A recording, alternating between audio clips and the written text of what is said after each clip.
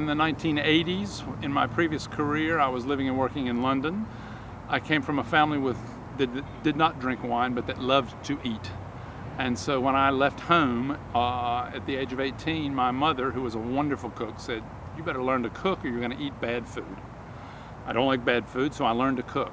When I arrived later in life in London, I said, I love food. I'm in Europe now. Wine is part of European food culture. Maybe I should learn about it. And I did learn that, in fact, wine adds a dimension to a meal that is otherwise lacking. It makes it greater than the sum of its parts. I got lucky in 1987 that I started buying more and more wine, and so I got invited to tastings. And in 1987, I was introduced at a Burgundy tasting to a winemaker from Louis Saint-Georges named Patrice Rion.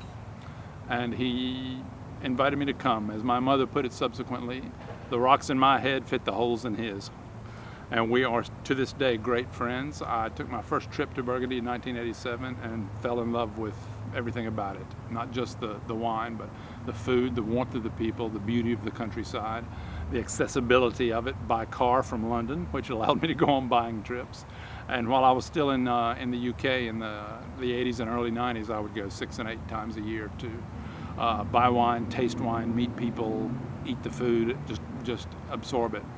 Finally, in 1994, I was taken back to Washington, D.C. by my company, and after a few years of missing these trips to Burgundy, I took a sabbatical in 1999, took my whole family over for 6 months and worked my first harvest for this same gentleman, Patrice Rion. After that, my wife said, "This is a beautiful lifestyle. I know it's attracting you, and if you want to come to Burgundy to make wine, I'll come too." So the die was cast. It took us a few more years to get our ducks in a row, but then we arrived in the summer of 2003. Been there 11 years now.